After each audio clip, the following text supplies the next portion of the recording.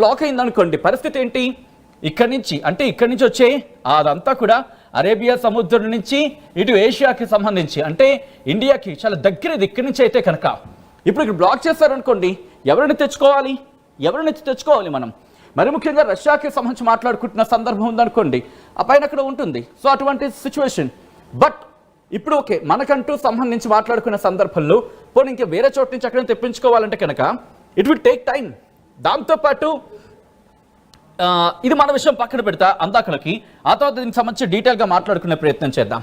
ఇక్కడ మీరు గమనిస్తే ఇదిగో రెడ్ సీకి సంబంధించి మాట్లాడుకున్న సందర్భం. ఇక్కడ కూడా బ్లాకేజ్ అయితే ప్రపంచ వాణిజ్యం, గల్ఫ్ ఆఫ్ ఏడెన్ గురించి మాట్లాడుకున్నాం. రెడ్ సీకి సంబంధించి ఇక్కడ ఒక సూజ్ కెనాల్ ఉంటుంది.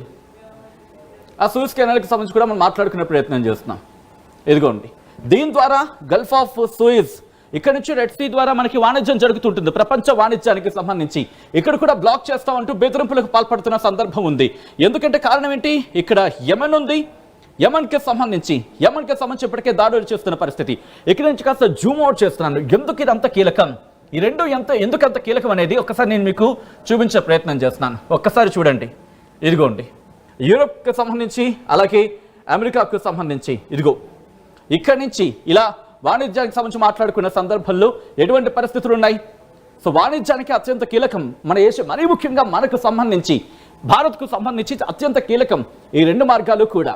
సో ఈ రెండింటి మార్గాన్ని బ్లాక్ చేద్దాం అనుకుంటోంది ఇరాన్. మరి ఇక్కడ ఆల్రెడీ బ్లాక్కి సంబంధించి వాళ్ళ నిర్ణయం తీసుకున్నట్టు తెలుస్తోంది. ఇక్కడ యెమెన్ సాయంతో ఇక్కడ బ్లాకేజ్ చేసేందుకు సిద్ధమవుతోంది అనేది జరుగుతున్న ప్రచారం. ఒకవేళ ఈ రెండు కూడా బ్లాక్ అయితే కనుక భారత్లో ఇటు ఫ్యూయల్ కాస్ట్, మరి ముఖ్యంగా చమురు ధరలు పెరిగే అవకాశం ఉంది. ఇది నేను అంటున్న మాట కాదు, అంతర్జాతీయ నిపుణులు చెబుతున్న మాట. ఈ నేపథ్యంలోని ఇటు భారత్తో పాటు ఒకవేళ చైనా విషయం వచ్చినప్పుడు ఇదిగో ఇక్కడ పాకిస్తాన్ ఉంది కాబట్టి జిత్తుల మారి పాకిస్తాన్ ఏదో ఒక పన్నాగం పన్ని.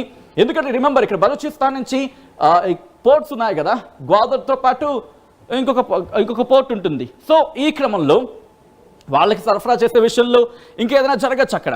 బట్ ఇప్పుడు ఏం జరిగే అవకాశం ఉంది? ఒక్కసారి నేను మళ్ళీ గ్రాఫిక్స్కి వెళ్ళిపోతాను నేరుగా, ఎందుకంటే తెలుగు గ్రాఫిక్స్ మీకు చూపించాను. ఒకసారి అక్కడికి వెళ్ళే ప్రయత్నం చేస్తాను. డీటెయిల్ ఇన్ఫర్మేషన్ అందించేందుకు నాతో పాటు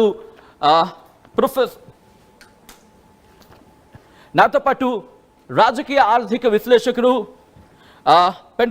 డాక్టర్ పెంటపాటి పుల్లారావు గారు మనతో పాటు జాయిన్ అవుతున్నారు. ఒకసారి పుల్లారావు గారి దగ్గరికి వెళ్ళే ప్రయత్నం చేస్తున్నాను. పుల్లారావు గారు నమస్తే అండి. పుల్లారావు గారు, నా మాట వినిపిస్తుందా? వినిపిస్తాను. పుల్లారావు గారు, after long time, thank you so much for joining with RTV. Pleasure. Sir, ఇప్పుడు జరుగుతున్న పరిణామాలు, ఇంతవరకు కూడా ఇరాన్కి సంబంధించి మాట్లాడుకుంటున్న క్రమంలో వాళ్ళ పార్లమెంట్ నిర్ణయం తీసుకుంది. మరి ముఖ్యంగా బ్లాకేజ్కి సంబంధించి హార్మోజ్ జలసంధిని బ్లాక్ చేస్తాము అంటూ చెప్తోంది.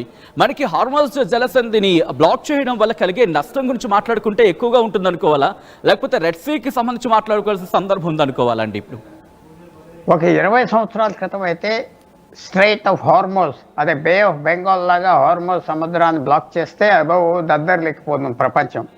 ఇప్పుడు అంత ప్రాబ్లం లేదు. ఇరాన్, సౌదీ అరేబియా అక్కడి నుంచి ఆయిల్ ఎక్కువ చైనాకి పంపిస్తున్నారు. చైనా వాళ్ళ మిత్రులు. రోజుకి 2 మిలియన్ బ్యారెల్స్ రోజుకి చైనా ఇరాన్ నుంచి కొంటుంది. సో చైనా ఆప్ చేస్తుందా ఇరాన్?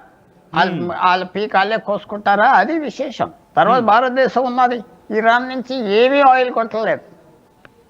దాదాపు 7-8 సంవత్సరాలు బట్టి యూరప్, ఇండియా, చాలా దేశాలు ఇరాన్ నుంచి ఆయిల్ కొనటం మానేశారు. ఎందుకంటే అమెరికా, యూరప్ శాంక్షన్స్ చేస్తా ఉన్నారు ఇరాన్ నుంచి మీరు కొంటే.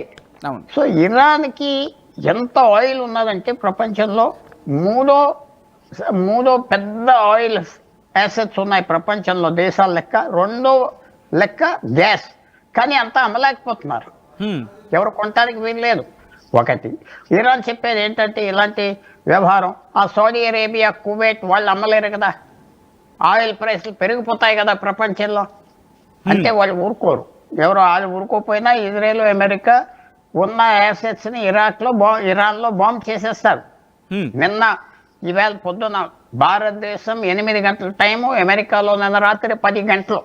డొనాల్డ్ ట్రంప్ చాలా స్పష్టంగా చెప్పాడు, 20 సంవత్సరాలు బట్టి మమ్మల్ని చంపేస్తావు, ఇజ్రాయెల్ని చంపేస్తావు అంటున్నారు.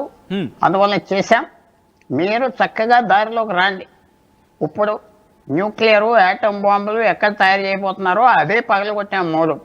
మీ మిగతా అసెట్స్ మీద రాలేదు. మీ ఆయిల్ కేంద్రాలకు, చమురు కేంద్రాల మీద రాలేదు, గ్యాస్ కేంద్రాల మీద రాలేదు. మీరు చాలా చక్కగా రాని మాట్లాడుకుందాం. మీరు మాట్లాడుకోకుండా రెచ్చిపోతే అనుకోని పరిణామాలు తీసుకొస్తాను మీకు జాగ్రత్తగా అని చెప్పాయి.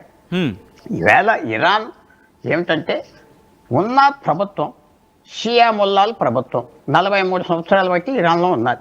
అవునండి. ఆ ప్రభుత్వం కంటిన్యూ అవ్వాలి. బాంబులు పోయినా ఎవరు చచ్చిపోయినా ఆ ప్రభుత్వం పడిపోకుండా చూసుకోవటానికి 2 పనులు చేయాలి ఇరాన్లో. వాళ్ళు రాజీ పడటానికి రెడీ అవ్వాలి, కానీ బెదిరిపోయాం, ఓడిపోయాం అక్కడ ప్రజలకు తెలిస్తే వాళ్ళు వీళ్ళ మీద వ్యతిరేక చేసి వీళ్ళని గెంటేస్తారు. సో ఇప్పుడు ఇరాన్ చేయబోయేది ఏంటంటే, మేము బలంగా ఉన్నాం, మేమేం పోలేదు, మేము దెబ్బలాడతాం అని చెప్తూ రాజీ పడాలి. ఓడిపోయి రాజీ పడుతున్నట్టుగా కాకుండా ఇంకా దెబ్బలాడే